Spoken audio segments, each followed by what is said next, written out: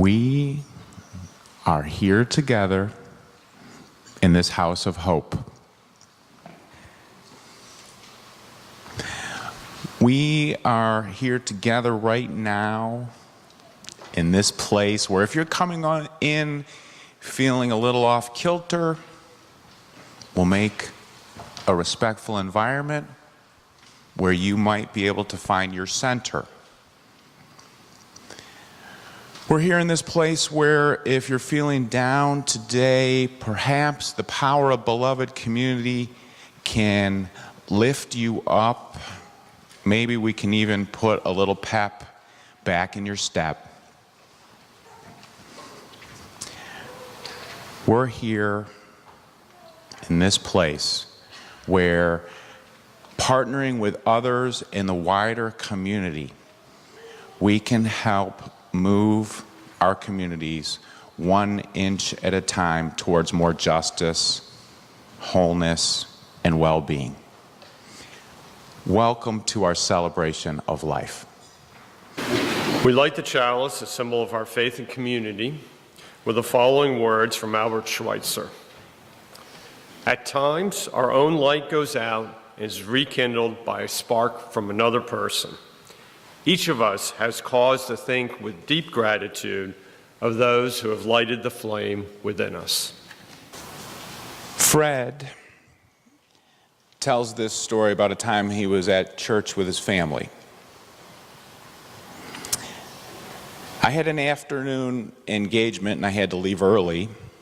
I said goodbye to my family after the benediction, and in order to get to the parking lot quickly, I cut through the back, through the choir room. I said to one of the women in the choir as she was putting away her robe, I appreciated very much the anthem this morning. She said, I hope so, because that's it. I said, what do you mean? She said, that's it, I'm hanging it up. I said, are you retiring?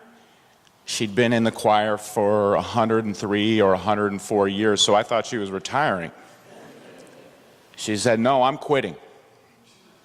You're quitting? She said, I'm quitting.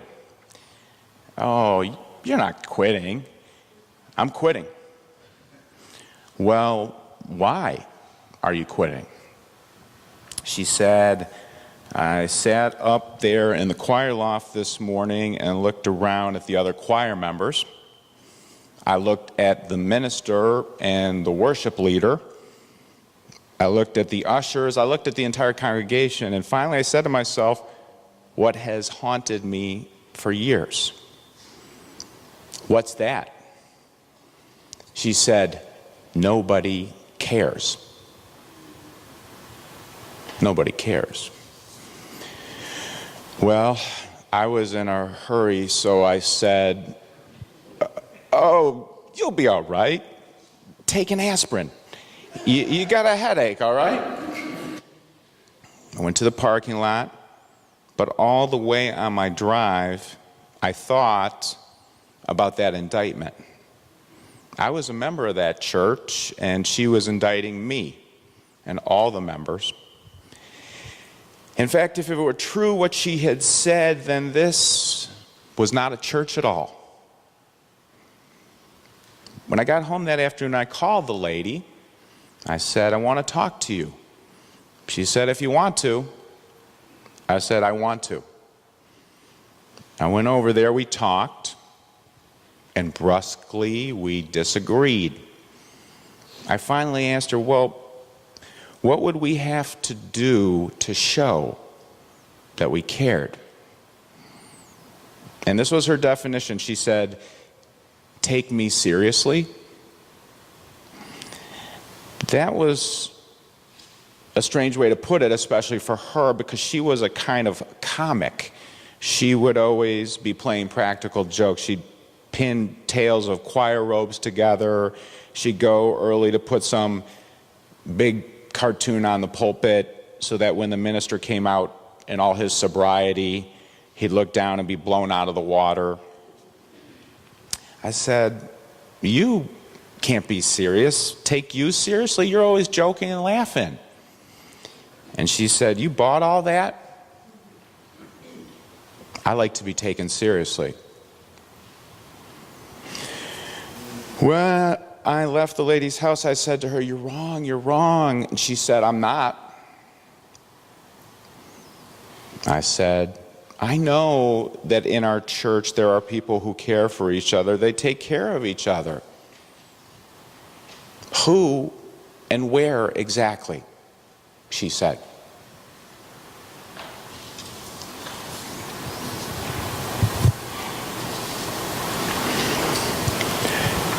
There are many ways in which people in the church show care for one another. There are many ways in which people in the church fall short and demonstrate lack of care. Today I want to talk about friendship as one way of caring. Friendship's a word we might use a bit more in the church environment. Here in Philadelphia, many of us have strong relationships and resonance with Quakers. Perhaps in the city of brotherly and sisterly love, the term friend takes a more unique connotation than elsewhere. I believe from the founding of this congregation in 1865, people found resonance and value in Quaker language and ideas. Quakers commonly call their communities societies of friends. Now, not many, I actually want to do the research on this, but my belief is clearly not many Unitarian Universalist congregations around the country have society in their name. And I believe the selection of the name the Unitarian Society of Germantown reflected Quaker influence. Respectfully and with some amount of devotion, I encourage us to more commonly think and talk about ourselves as a society of friends or a beloved community of friends. I'm not as keen on the word society these days, but that's another sermon perhaps.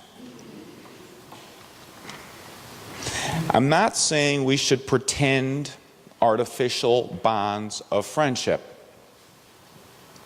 I'm not saying we should focus friendship only on people in the church. Quite the opposite.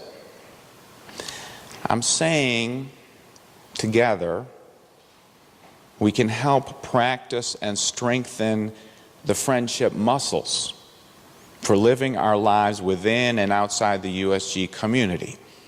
I think we do that in many ways and could be a little more explicit. We benefit when we offer a sense of friendship that involves understanding and a willingness to open. The friendship I'm talking about, and maybe the woman quitting the choir was talking about, involves interacting with a palpable sense of kindness. Dr. Saki Santorelli works with cancer patients.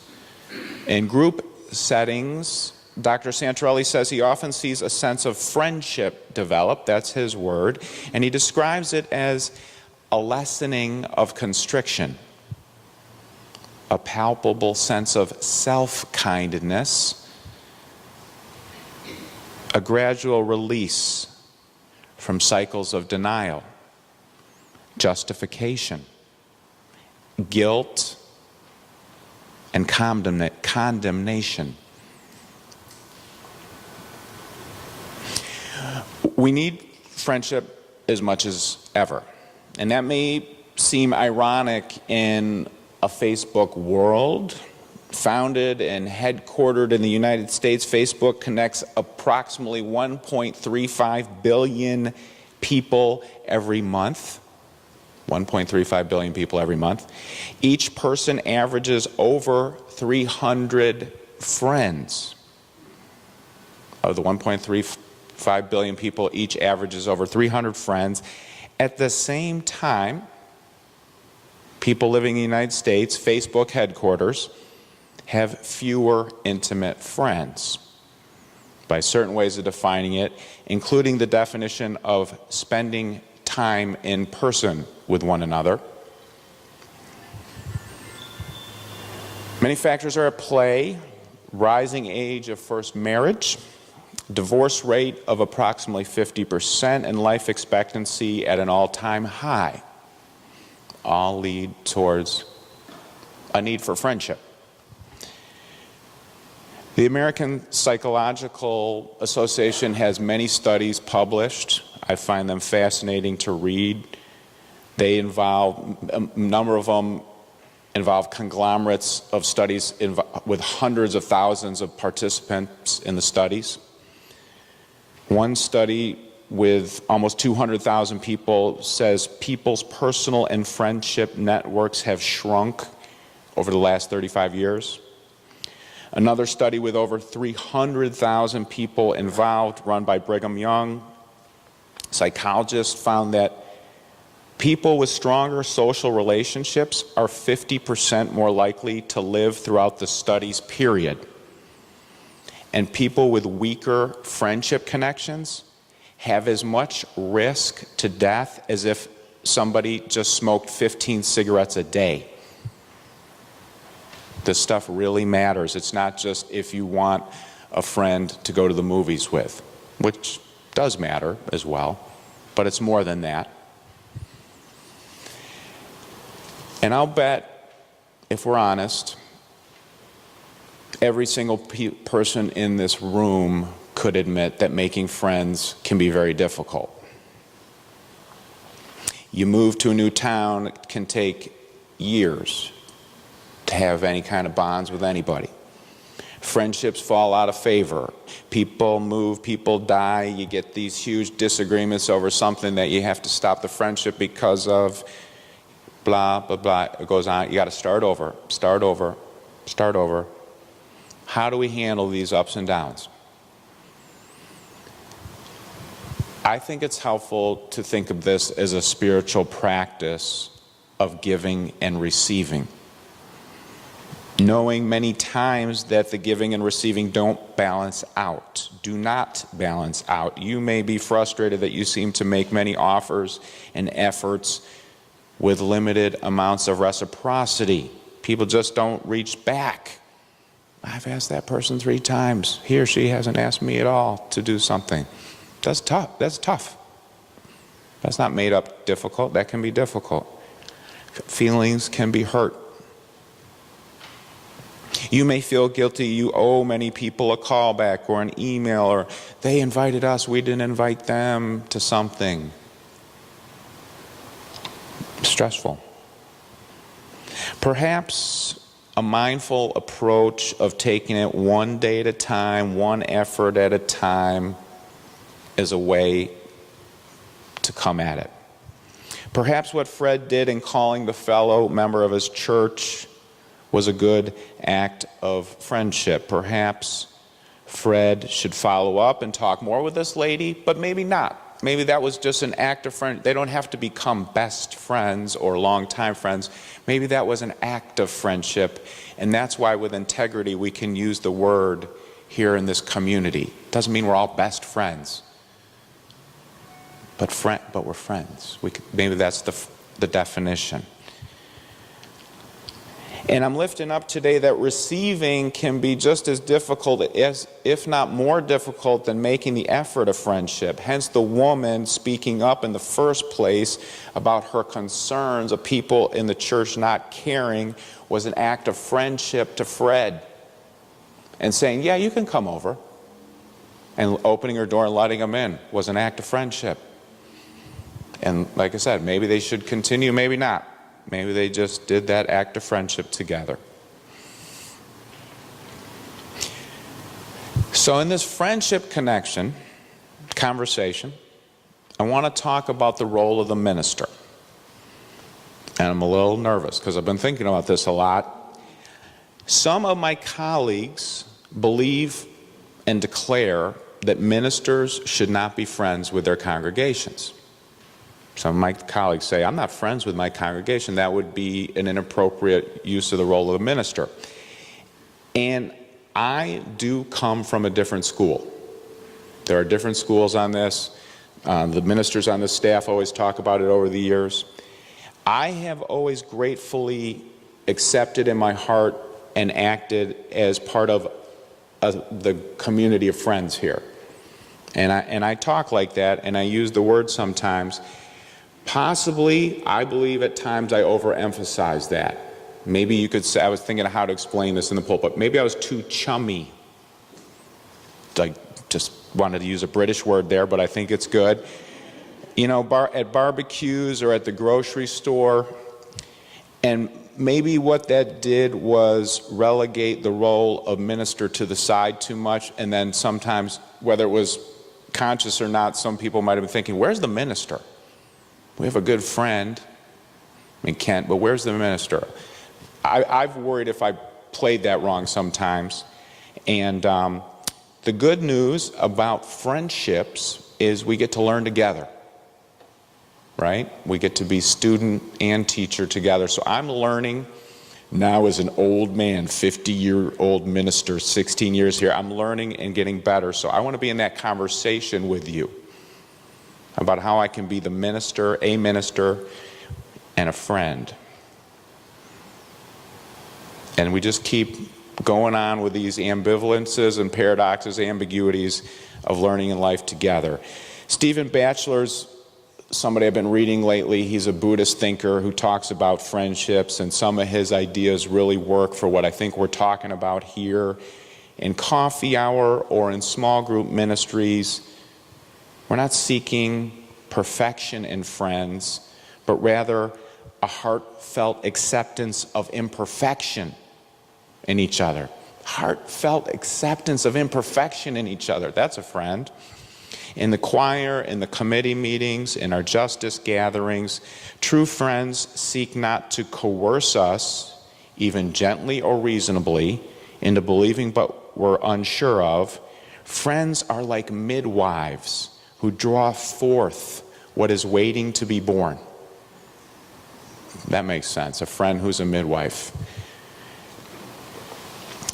I also need to mention that it's valuable practicing befriending yourself. Many of us have been on fool's errands for months or years of our lives, looking for love in all the wrong places, when all we needed to do was practice finding and giving love to ourselves. Befriend yourself. Maybe this week you could try some activity to be as your best friend. Have an artist date where you go engage with something of beauty or do something creative. Maybe just sit with your breath as a best friend who you cherish being with. Friendship is about widening the circle. Friendship is about stepping into the circle. It's good to include others. It's good to take a risk and step in. It's good to include yourself. Let's be friends. Blessings be. Amen.